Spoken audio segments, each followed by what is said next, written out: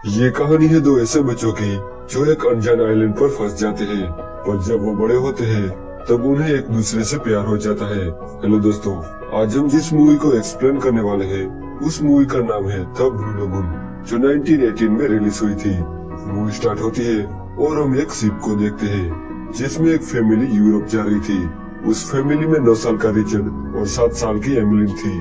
वो जब बीच समुद्र में होते हैं तभी शिप में आग लग जाती है, जिस वजह से शिप का कुक पैडी दोनों बच्चों को लेकर एक छोटी बोट में बैठ जाता है और आग के धुएं की वजह से वो दूसरे लोगों को देख नहीं पाते और इस वजह से वो शिप से दूर चले जाते हैं और बीच समुद्र में भटक जाते हैं। अब पैडी विशाल महासागर में अकेला था और उसके साथ 2 छोटे बच्चे थे। अगले दिन जब एमिली सोकर उठती है तब उसे एक आइलैंड नजर आता है, इसीलिए वो पैडी और रिचर्ड को जगाती है। पैडी वो आइलैंड देखकर बहुत खुश हो जाता है और इसके बाद वो सब उस आइलैंड पर जाते हैं जहां उन्हें पीने के लिए पानी और खाने के लिए फल मिलते हैं और पैडी को एक कैन मिलता है जिसमें शराब होती है, तो वहीं रिचर्ड को एक इंसानी खोपड़ी मिलती है। इसका मतलब ये था कि यहाँ और भी कोई आया हुआ था। ये सब देखकर पैडी थोड़ा डरने लगता है, इसलिए वो बच्चों को लेकर वहाँ से चला जाता है। एक बार एमिली लाल रंग के बीन्स खाने लगती है, पर तभी वहाँ पैडी आ जाता है और उसे बीन खाने से मना कर देता है और कहता है कि ये जहरीले है और इसे खाने से इंसान की मौत हो सकती है। आगे पैडी रिचर्ड को मछली पकड़ना और घर बनाना सिखाता है, क्योंकि इस आइलैंड पर जीने के लिए इन दोनों बच्चों को ये सब सिखाना जरूरी था। एक बार जब पैडी रात को शराब पी रहा था तब उसे आइलैंड की दूसरी ओर कुछ आवाज सुनाई देती है, तो अगली सुबह पैडी वहाँ जाता है जहाँ उसे बहुत सारा खून दिखाई देता है। तो पैडी ये देखकर बहुत डर जाता है और भागकर वो बच्चों के पास जाता है और उन्हें कहता है कि कभी भी आइलैंड की दूसरी तरफ मत जाना। फिर अगले दिन पैडी शराब पीकर बच्चों के साथ डांस करने लगता है और फिर वहीं पर सो जाता है। लेकिन जब उसकी आँख खुलती है तो वो शराब का कैन लेकर दूसरे आइलैंड पर चला जाता है। जब सुबह होती है तो रिचर्ड और एमिलिन पैडी को ढूंढने लगते हैं और वो उन्हें मिल जाता है और वो उनके पास जाते हैं। पैडी के पास जाकर वो उसे उठाने लगते हैं और पैडी मर चुका होता है। ये देखकर वो बच्चे डर जाते हैं और वापस से उस आइलैंड पर आ जाते हैं। अब वो दोनों काफी अकेले पड़ गए थे, इसलिए वो दोनों इस आइलैंड को छोड़कर पास के एक आइलैंड पर चले जाते हैं जहाँ वो पैडी की सिखाई हुई बातों को फॉलो करते हैं और अपने लिए एक घर बनाते हैं और ऐसे ही वो अपना वक्त बिताते हैं और ऐसे ही कई साल बीत जाते हैं। अब वो काफी बड़े हो गए थे, उन्होंने यहाँ रहना सीख लिया था और वो दोनों खुश भी थे। अब क्योंकि वो बड़े हो गए थे इसलिए वो एक दूसरे की तरफ अट्रैक्ट हो रहे थे। अपनी बॉडी में आई फिजिकल चेंजिंग की वजह से वो जाने अनजाने में एक दूसरे को नोटिस करने लगे थे, पर उन्हें ये फीलिंग समझ नहीं आ रही थी और न ही वहाँ कोई होता है जो उन्हें फीलिंग समझा सके। उनके लिए ये एहसास नया था।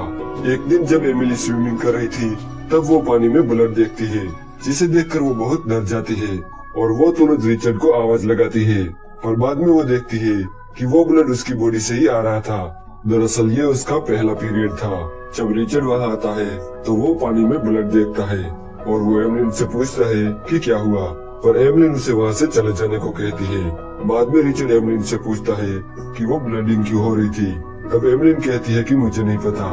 रिचर्ड को लगता है कि एमिलिन को कोई चोट लगी है, इसलिए वो उसकी चोट देखना चाहता था, पर एमिलिन उसे कुछ नहीं बताती, जिसे रिचर्ड गुस्सा होकर वहाँ से चला जाता है। जैसे जैसे वक्त गुजरता है दोनों और भी एक दूसरे की तरफ अट्रैक्ट होने लगते हैं।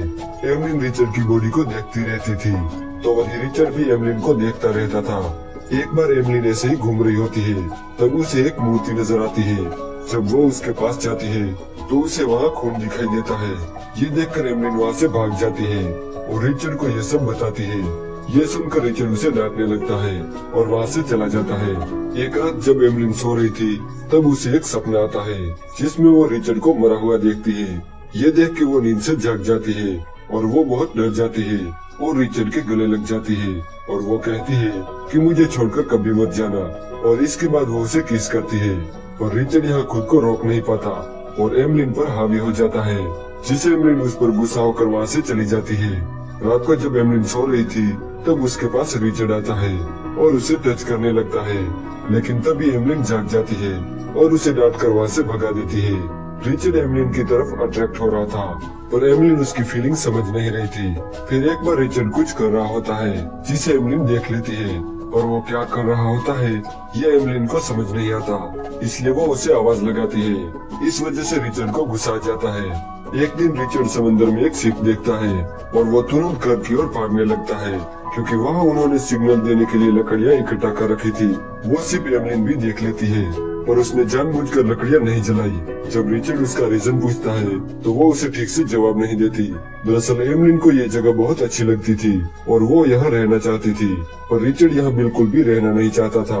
वो यहाँ से जाने की कोशिश भी करता है, पर बीच से थोड़े दूर जाते ही उसकी नाव टूट जाती है और वो वापस आ जाता है, जहाँ एमलिन उसका मजाक उड़ाती है। साथ ही वो ये भी कहती है कि मुझे पता है तुम उस दिन क्या कर रहे थे। रिचर्ड कहता है कि ये गलत बात है, तुम मुझे छुप छुप के देखती हो। तब एमलिन उसे कहती है कि तुम भी मुझे छुप छुप के देखते हो जब मैं बिना कपड़ों की होती हूँ। अब यहाँ उन दोनों के बीच लड़ाई हो जाती है और घर जाकर रिचर्ड एमलिन का सारा सामान बाहर फेंक देता है, इसलिए एमलिन को एक छोटी सी गुफा में रहना पड़ता है। एक बार जब एमलिन घूम रही थी तब उसका पैर एक जहरीली मछली पर पड़ जाता है, जिससे वो बहुत बीमार हो जाती है। रिचर्ड ने एमलिन को कई दिनों से नहीं देखा था, इसलिए वो उसके पास जाता है। वो उसे कहता है कि क्या हुआ। तब एमलिन कहती है कि मेरा पैर एक जहरीली मछली पर पड़ गया था। एमलिन की ऐसी हालत देखकर रिचर्ड बहुत डर जाता है। एमलिन उसे कहती है कि मुझे गॉड के पास ले चलो। उस मूर्ति को वो गॉड मानती थी, तो रिचर्ड उसे वहाँ ले जाता है, जहाँ रिचर्ड गॉड से दुआ करता है कि एमलिन जल्दी ठीक हो जाए। और थोड़ी देर आराम करने के बाद एमलिन ठीक हो जाती है। फिर एक दिन वो दोनों साथ में बैठकर फल खा रहे थे, तभी बातों बातों में वो काफी करीब आ जाते हैं और एक दूसरे को किस करते हैं, और इसके बाद वो दोनों इंटीमेट होते हैं। अब वो दोनों बहुत खुश थे। वो दिन में कई बार रोमांस करते थे और ऐसे ही कई दिन बीत जाते हैं। एक दिन रिचर्ड देखता है कि एमलिन की तबीयत कुछ ठीक नहीं है, इसलिए वो उसे कहता है कि क्या हुआ। तो एमलिन कहती है कि मैं बीमार हूँ, मुझे लगता है कि मेरे पेट में कुछ है। रिचर्ड एमलिन के पेट पर हाथ रखता है तो उसे कुछ हलचल महसूस होती है। दरअसल एमलिन प्रेग्नेंट थी, पर वो दोनों इस बात से अनजान थे।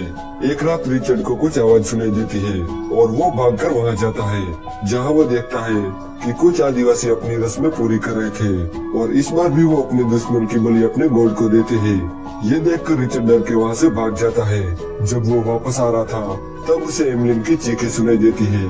फिर एमलिन रिचर्ड की मदद से एक बच्चे को जन्म देती है, जिसे देखकर वो दोनों खुश हो जाते हैं, पर वो बच्चा रोए जा रहा था। रिचर्ड को लगता है कि ये भूखा है, इसलिए वो उसे पानी पिलाता है, पर इतना छोटा बच्चा ना ही कुछ खा सकता था ना ही कुछ पी सकता था। अब इन दोनों को कुछ समझ नहीं आ रहा था कि वो क्या करे। तब एमलिन उसे अपना दूध पिलाती है और वो बच्चा शांत हो जाता है। उनके बीच आए इस नए मेहमान की वजह से वो दोनों बहुत खुश थे। वो हमेशा उसे प्यार करते थे। ऐसे ही कुछ महीने बीत जाते हैं और वो बच्चा अब बड़ा हो गया था। एक दिन जब तीनों बीच पर खेल रहे थे तब रिचर्ड के फादर उस आइलैंड पर पहुंच जाते हैं। वो रिचर्ड को देख लेते हैं और उन्हें लगता है कि ये यहाँ के आदिवासी है, इसलिए वो वहाँ से चले जाते हैं।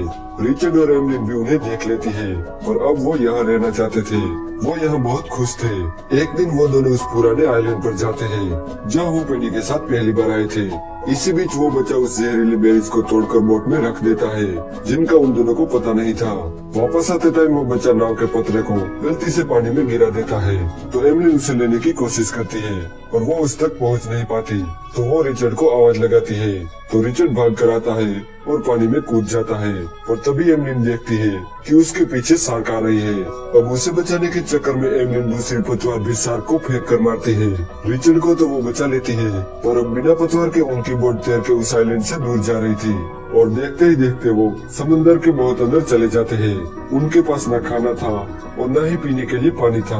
वो लोग तो भूख प्यास बर्दाश्त कर सकते थे, पर उनके साथ छोटा बच्चा था और उन्हें उसकी ही फिक्र हो रही थी। ऐसे ही 1-2 दिन बीत जाते हैं। भूख की वजह से वो बच्चा बेरीज खा लेता है, जिसे एमलिन देख लेती है, पर अब कोई फायदा नहीं था। तब रिचर्ड वो बेरी उठाता है और आधी एमलिन को दे देता है और आधी खुद रखता है। वो फैसला करते हैं कि वो भी उस बच्चे के साथ अपनी जान दे देंगे, और वो बच्चा अभी भी जिंदा था, बस वो सोया हुआ था, क्योंकि उसने बहुत ही कम बेरीज खाई थी। पर ये लोग बेरीज खा लेते हैं और सो जाते हैं। तब रिचर्ड की फादर को उनकी नाव दिख जाती है और वो तुरंत उस नाव के पास पहुंच जाते हैं, जहाँ एक आदमी उन्हें बताता है कि वो लोग जिंदा है, बस सोए हुए हैं। और यहीं पर ये मूवी एंड हो जाती है।